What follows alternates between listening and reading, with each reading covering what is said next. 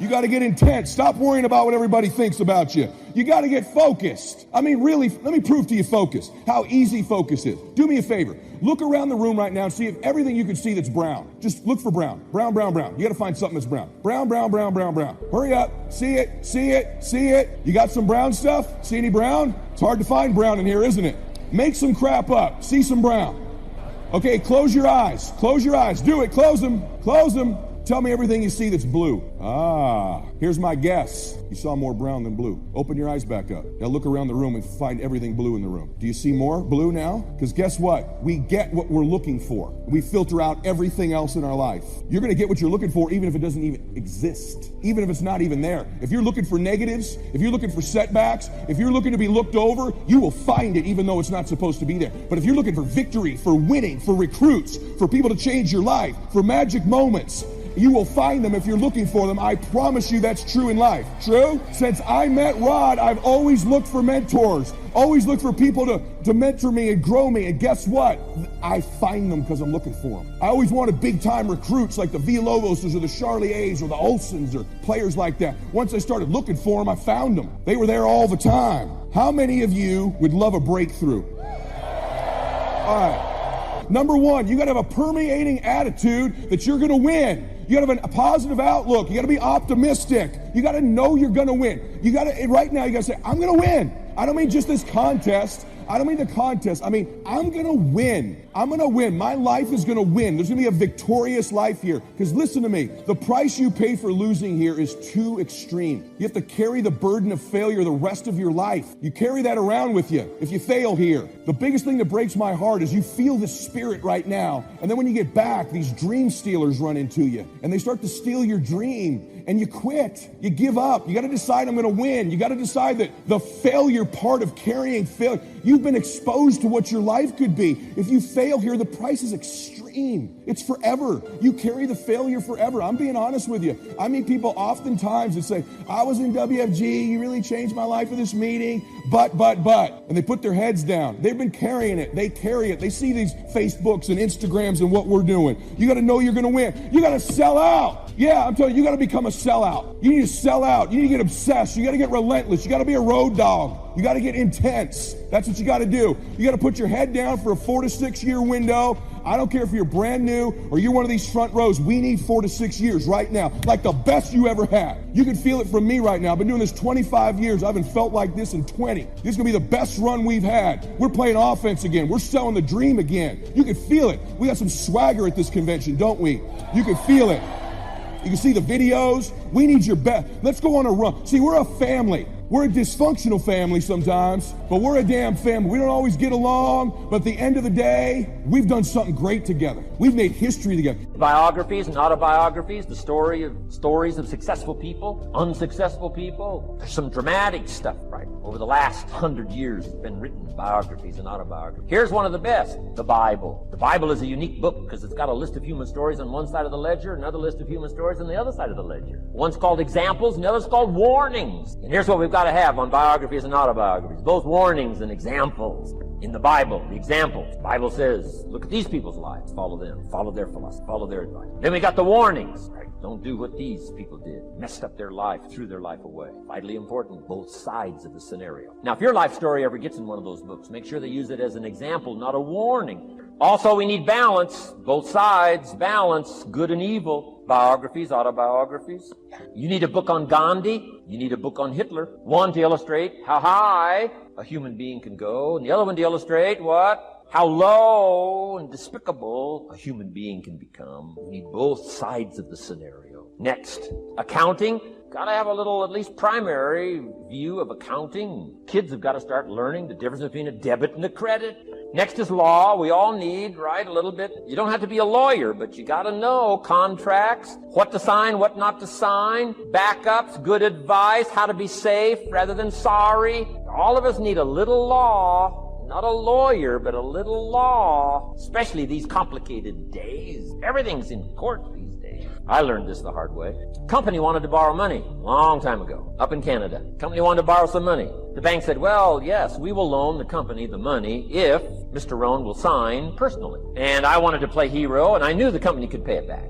$250,000. So I signed. No problem. Sure enough, within less than a year, they paid it all back. $250,000. I am now a hero. Well, about a year later, this company gets in financial trouble. They go back to the bank and borrow this $250,000 again. I said, I hope my phone doesn't ring because I won't sign the note this time. Because I knew they were in trouble. I knew they were probably going to go bankrupt. My phone never rang. I'm off the hook. Sure enough, within less than a year, the company goes bankrupt. Can't pay. But I get this letter from the bank saying, Dear Mr. Rohn, since the company cannot perform its obligation and pay this $250,000, and since we have here your personal guarantee, would you please send us your check for $250,000? I said, hey, hold it. There must be some mistake here. I signed that first note, and they paid it all back. I wouldn't have signed the second note. I didn't sign the second note. Well, what I didn't know I had originally signed was a continuing guarantee. So now I know what the word continuing means. I'm asking you to study a little law, know what to sign, know how to defend yourself. Right? Say, hey, we'll get back. Don't sign too quickly. I mean, there's all kinds of things here. Be a student. Don't be lazy in learning. How to defend as well as nourish. How to grow as well as take care of your enemies. You got to learn. Let your library indicate that you're a serious student about personal relationships with your family, gifts and skills, economics, and all the rest. Here's the next one, economics. We're going to study that when we come back from our break. Economics. We're going to cover, especially for the kids today, how to become financially independent. We're going to let the adults listen. I've been teaching kids for the last 18, 19 years how to be rich by 40, 35 if you're extra bright. Most kids think they're extra bright. They go for 35 or much sooner if you find a unique opportunity. We're going to get into that. Be a student of economics. Next, culture, sophistication. Don't leave that out of your life. Culture, sophistication. Culture is part of the fabric of the nation. Culture is what makes us different from dogs and animals. Culture is what makes us different from the barbarian. Culture, sophistication. Be a student of the dance and the art and the music and all the rest of those extraordinary human values that are possible for us all to participate in as well as to enjoy. Be a student of culture. And the last one is spirituality. Study it from the Bible and all the related books about spirituality. If you're a believer, study and practice. Let your library show you're a serious student. Next, keep a journal. Show that Mr. Rohn not only be a student, but the good ideas that you develop from the book. Keep a separate journal. Write all this stuff down. Here's what he said. Don't trust your memory. If you're serious about becoming wealthy and powerful and sophisticated and healthy, influential, cultured, unique, keep a journal. Don't trust your memory. If you listen to something valuable, write it down. Come across something important, write it down. Write it down. Now, I used to take notes on pieces of paper and torn off corners and backs of old envelopes and restaurant placemats and long sheets and narrow sheets and little sheets and pieces thrown in a drawer. Found out the best way, keep a journal. I've been keeping these journals now since age 25. It makes up a valuable part of my own learning, and it's a valuable part of my library. My own journals now form a good portion of my own library. The stuff. I'm trying to get kids to do like I do. Be a buyer of empty books. Kids find it interesting I'd buy an empty book, especially at my status in life. What did I pay for this? $26. Kids say, $26 for an empty book? Why would you do that? Well, the reason I paid $26 is to press me, to see if I can't find something worth $26 put in here. And I'm telling you, all my journals are private. But if you got a hold of one of my journals, you wouldn't have to look very far until you would say, this is worth more than $26. I must admit, if you got a glimpse of Mr. Rohn's journals, you'd have to say he is a serious, not just committed to his craft, but committed to life, committed to skills, committed to learning, to see what I can do with seed and soil and sunshine and rain and miracle and possibilities and turn it into equities of life and treasure, family relationships, enterprise, sales, management, gifts galore, everything you want, all available, especially in America. I'm asking you to keep a journal. I call it one of the three treasures to leave behind. Let me give you that. One of the three treasures to leave behind. Number one is your pictures. Take a lot of pictures. Did you ever look back, right? 2 or 3 generations, just a handful of photographs way back there. Wouldn't it be something if there was album after album, thousands of pictures to help tell the story? A picture's worth 1,000 words. Don't be lazy in capturing the event. How long does it take to capture the event? A fraction of a second. How long does it take to miss the event? A fraction of a second. Errors in judgment or discipline. Take lots of pictures. Help tell the story. Click, click, God, click, click, God. I go to Taiwan to lecture. Taipei, Taiwan. Grand Hotel. Neat place to do a weekend seminar. I got 1,000 students. Guess how many cameras? 1,000 cameras. They all bring their cameras. They wouldn't miss the event, take pictures. Takes me more time to take pictures than it does to do the lectures. Here's my new American friend. Here's my new American friend. Click, click, save it. Got it. 1,000 words, each one. What a scenario. Don't miss it. When you're gone, one of the things to leave behind, the treasure in picture as well as in word. Next, your library. The library that you gathered, that taught you, that instructed you, that helped you to defend your ideal, that helped you to develop a philosophy, that helped you to become wealthy and powerful and healthy and sophisticated and unique. The library that helped you conquer some disease. The library that helped you to conquer poverty. The library that caused you to walk away from the ghetto. The library, the books that instructed you, fed your mind and fed your soul. Leave your library behind. One of the greatest gifts you can leave behind is your library. Stepping stones out of the darkness into the light. Your library. So leave your books behind. Your books will be more valuable than your couch. Your books. Your books. Your books.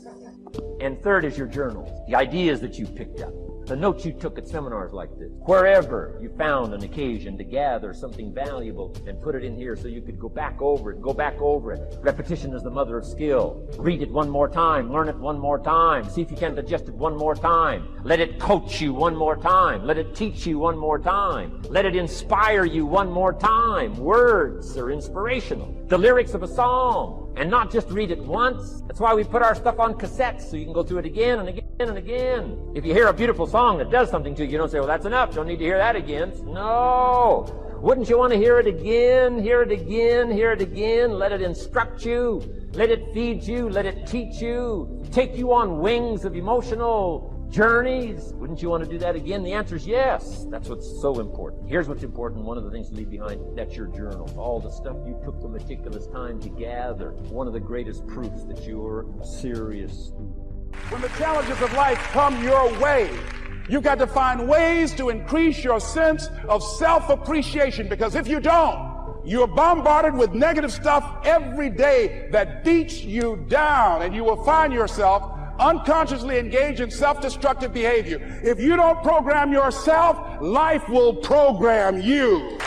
So you want to have an agenda for your life. It's necessary that you have some direction for your life. A friend at the National Speakers Convention gave us a presentation, and it really struck me. He was talking about when he was traveling across Europe, Warren Gresham, and he said at different points, soldiers would wake them up on their journey and ask him the question. And I posed this to you. The question was, where have you been?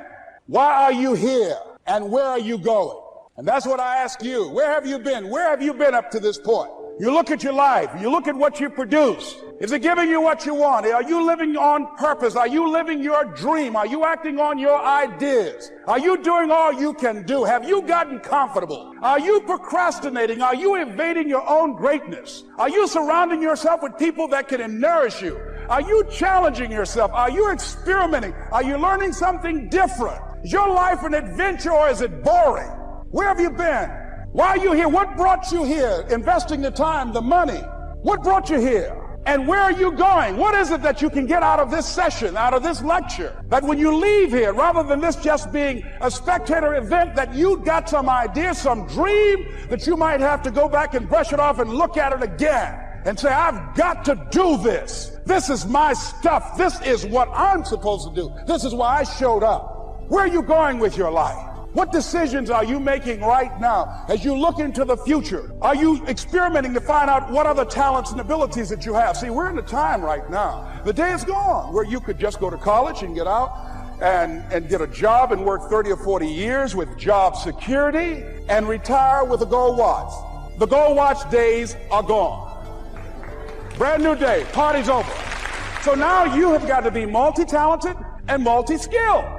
You've got to use all your stuff. You don't know what else you can do. I didn't know I can do what I'm doing right now. It's necessary that you stretch and challenge yourself and say, let me see. I start out as a trainer. I'm a trainer. That's what I am. That's what my expertise was in. And then I decided, let me see, can I speak? And then I discovered, hey, I can do that. What if I hadn't tried to do that and just been satisfied with just being a trainer, with a limited vision of myself? And then after training, and then I said, well, maybe I can go into business for myself. And I started speaking, going into business for myself. Well, maybe I could train other speakers and teach them how to go into business for themselves. See, you want to have a backup plan. You want to have other strategies for yourself. In case this doesn't work out, you got something else going over here.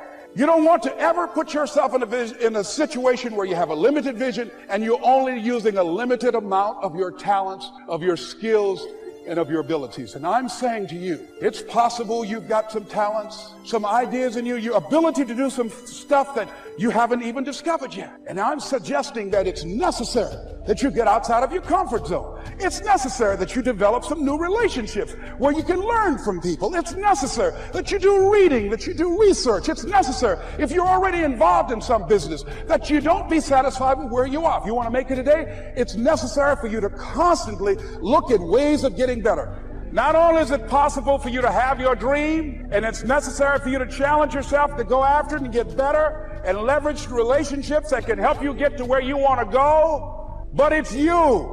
The major key to your reaching your dream, your living up to your greatness, your making your contribution is you. If the economy is good, fantastic. If the banks are loaning money, that's great. If people are positive, that's great. You don't have any opposition, that's great. But the major key to your making things happen in your life is you. When I wanted to get on public television, you know, they told me, you can't do that. So wait a minute, I've seen these other people on. It's possible I can get on. Leo Biscaya, John Bradshaw. It's possible. Time out. Let's be realistic. Come on, be logical. I said, well, wait a minute. Why can't I do it? Well, let's look here. Think about guys who have credentials, all kind of credentials. You don't have any college training. They're not going to put you on television. Give me a break. I said, thank you for that. God love you, and I'm trying. And went on about my business. You hear me? Let me tell you something. What people think about you and the possibilities for your dream is none of your business. That's their business. They have no imagination, ladies and gentlemen. They're living out of the past, out of their memory.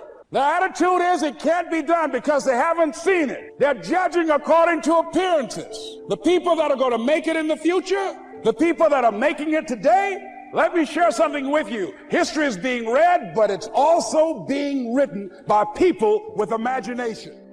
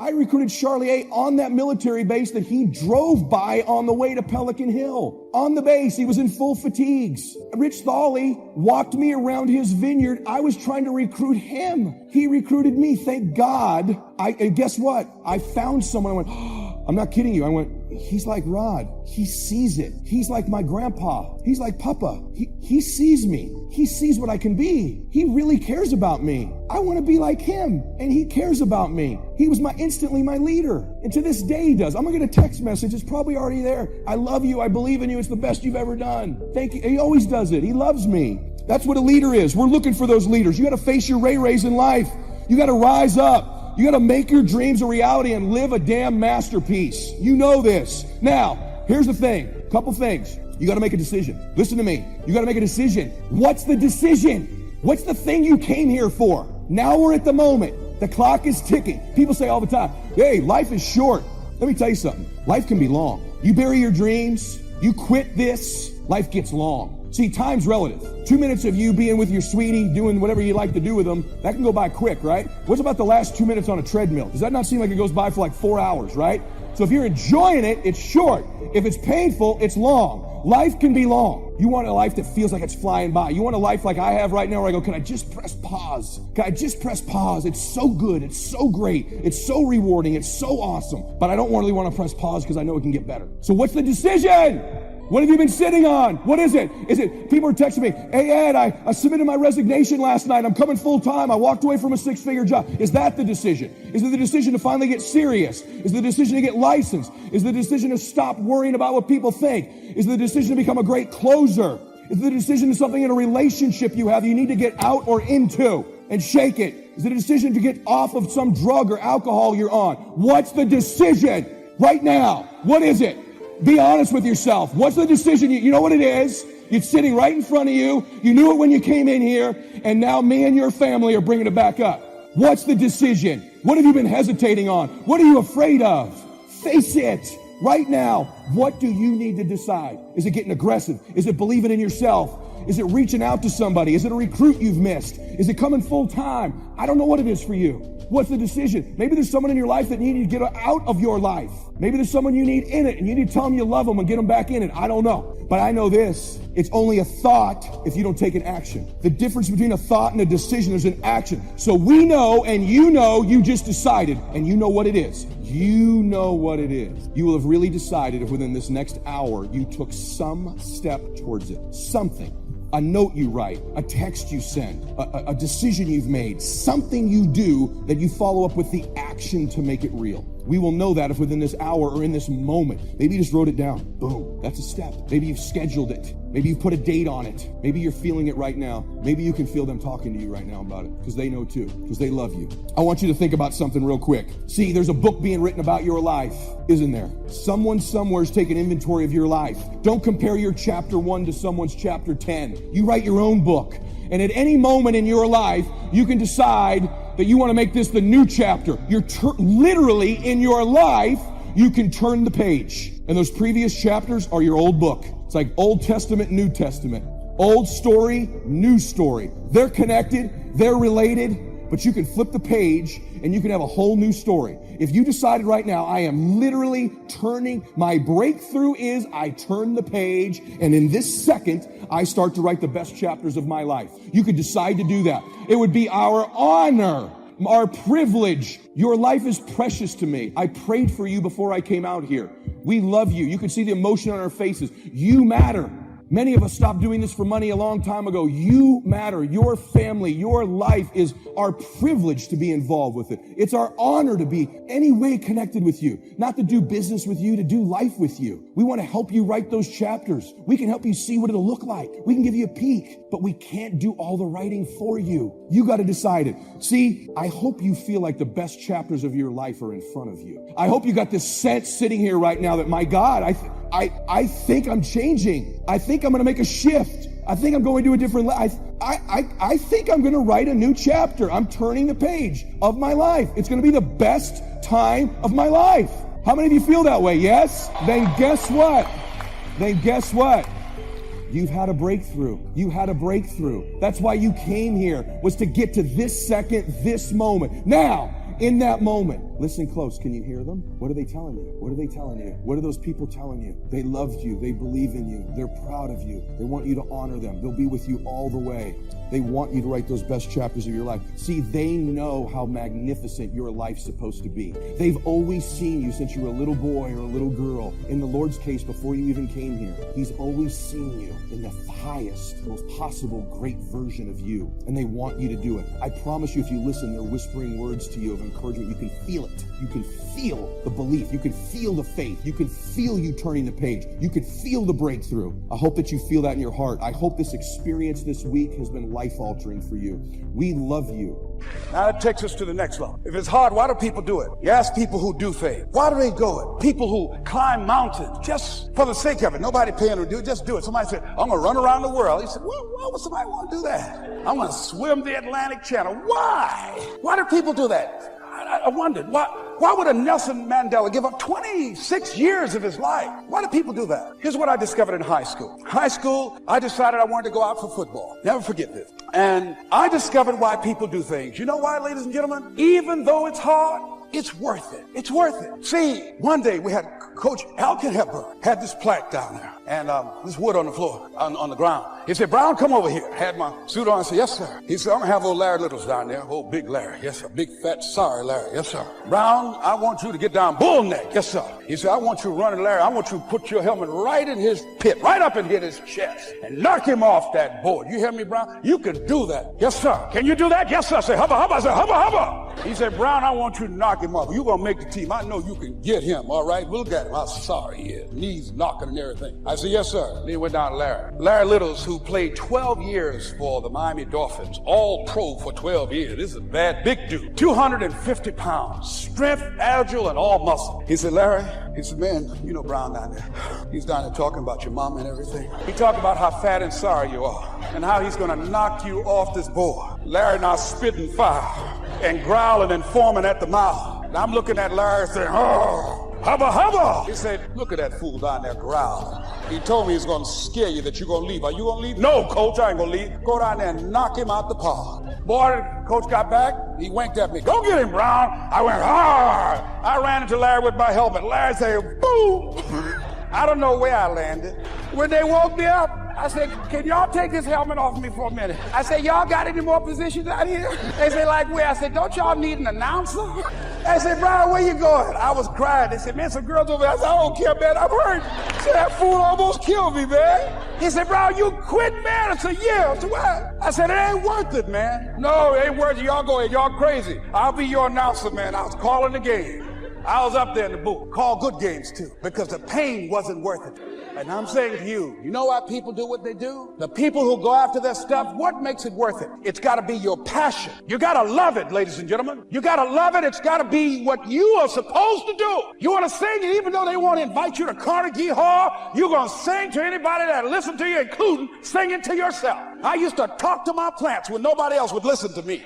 You got to write, even if no one published your book, write, because that was given to you to do. You do what it is you're supposed to. You're supposed to build something. You're supposed to create something. I don't know how to do it. Learn. Do whatever is required. Just go out there. Old Testament says a unique scenario unfolded according to the law, and that was they worked 9 years, and the 10th year was a sabbatical. The 10th year, work 9, take the 10th year, and not just to relax, not just to replenish, not maybe just to get physically in shape. Change of pace, we call it in the modern society, but not just for that.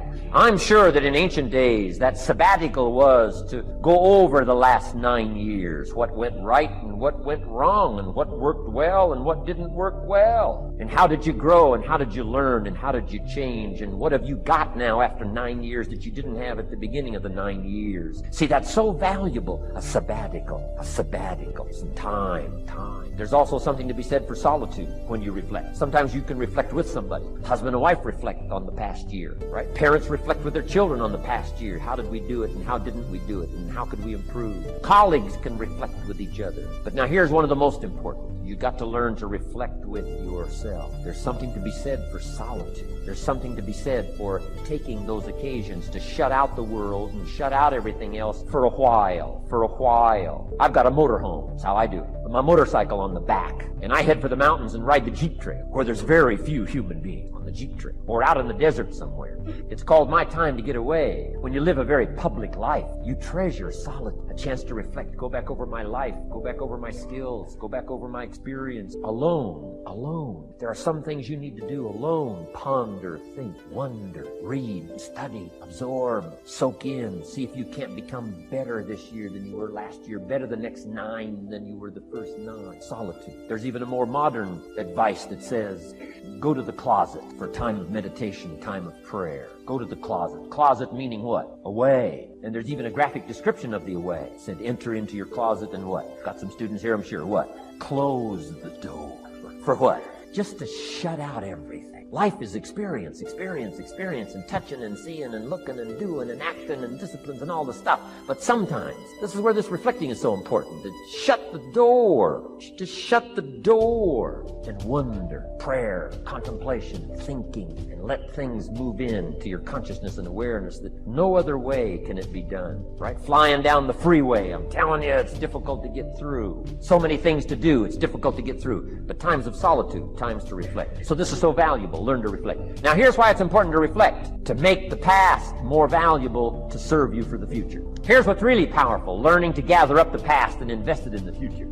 Gather up today and invest it in tomorrow. Gather up this week and invest it in the next week. Gather up this year and invest it in the next year. See, that's so powerful rather than just hanging on one more year, hanging in there, seeing what's going to happen. Learn, study. This is part of the personal development quest. Becoming better than you are, more valuable than you are, not just in terms of economics, in terms of motherhood, in terms of fatherhood, in terms of being a better brother, a better colleague, making a better contribution to the family, to society, to the community, to the church, to the office, to the commitment, to the partnership. Doesn't matter what it is that has value. Work on yourself, then you bring more value to the partnership, to the marriage, to the franchise, to the corporation, to the enterprise, to the community, to the nation. Self-development, personal development. The best contribution you can make to someone else is self-development, not self-sacrifice. Self-sacrifice only earns contempt. Self-development earns respect. Pity the mother who says, I'm just going to give up my life for my children. Self-sacrifice is not noble. Self-investment is noble from self-development. If I work on myself and become more valuable, think of what that'll do for our friendship. I used to use the old expression, you take care of me and I'll take care of you. I found out how shallow and short-ended that was. And I changed it to read like this. I'll take care of me for you, if you will please take care of you for me. And this is part of it, the personal development, that we work harder on ourselves than we do on our job. Now we bring that to the friendship. Now we bring that to the marriage. Now we bring that to the family relationship as a father, as a mother. And we develop the strength and we develop power.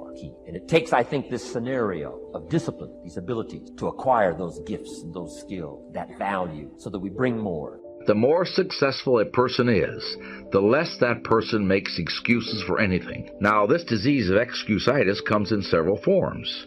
And like most diseases, it gets worse if it isn't treated. A victim of this thought disease thinks like this: I'm not doing so well. What can I use as an alibi that'll help me save face? Let's see. Poor health, lack of education, too old, the way my family brought me up. And each time this person uses an excuse, it becomes more deeply embedded in his subconscious. Probably when he first used the excuse, he realized it was just an alibi or a lie. But the more he uses it, the more he believes it, until he is convinced that the excuse is the real reason for his lack of progress. So right now, I want you to vaccinate yourself against excusitis, the disease of failure. There are a number of types of this disease, and when you listen to what follows, you'll find out how to protect yourself against each of them. Well, I'd like to take on more of the work that would really be important to me, but I really don't see where I have the time to do it.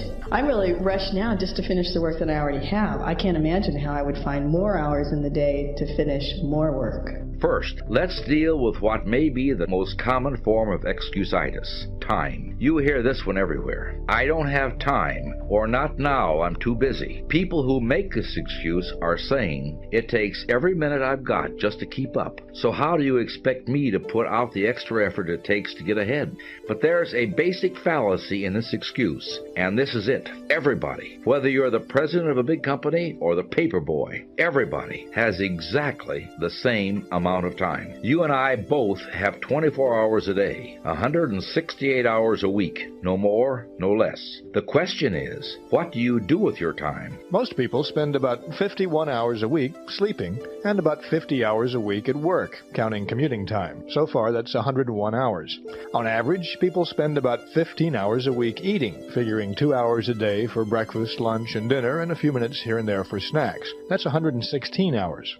Now throw in 24 hours a week for relaxing, reading, watching television, playing with the kids, making love with your spouse, and getting some exercise. That makes 140 hours. And on top of that, throw in 4 hours a week for going to church or watching a football game. That makes 144 hours. But remember, there are 168 hours in a week. So even after we've eaten, slept, worked, played, made love, and even watched a lot of television, we've still got 24 hours left over. You could watch another 6 hours of television a week and still have 18 hours unaccounted for. So where do people get this excuse? I haven't got enough time. There is just no truth to the statement. It simply is an alibi for mediocrity, for failing to give yourself the chance to succeed. Successful people don't say, I don't have time. Successful people welcome new challenges, and they find the time to meet them. There's an old business axiom that says, if you want something done, find the busiest person you can and get them to do it. The truth in that axiom is this: a busy person, a successful person, won't hide behind an excuse. That person wants challenges, wants more business, wants that additional assignment, because a successful person knows that success is a direct product of extra effort. That's the hard part, because you want to try to surround yourself with like-minded people, but you also got to understand, this is something my father told me a long time ago. I don't know if this translates to you. Let me see. My father said, everybody come with you, can't go with you. Now this is hood, you know what I mean? When I say hood, this is poor people think very richly. Everybody come with you, can't go with you, which means there are some people in your life that can only go with you to a certain point, and they can't go anymore because they cannot think. See, let's say, listen to me. You say, I want to be a doctor. I'm just using that. I couldn't have been a doctor. I'm not that smart. I can't read, that good. So me being a doctor was out the question. And then I don't really care for sick people. So it's just not a good look for me being a doctor. Let's say you want to be a doctor. And you tell some people, I want to be a doctor. And you go to high school and you graduate from high school. And they go, yeah, he's going to be a doctor. And then you go to college, and some people you go to college with drop out of college. And you stay and you say, I am still going to be a doctor. Well, the person that dropped out of college, how can they possibly believe that you will be a doctor when they can't even finish school themselves? So that person goes away. And you go a little bit higher. You graduate from college and you're getting ready to go to medical school, and the people that you went to college with, 2 of them drop off, or they don't get accepted into medical school, then they go away. So how can they possibly think that you will complete the task of being a doctor when they keep falling away?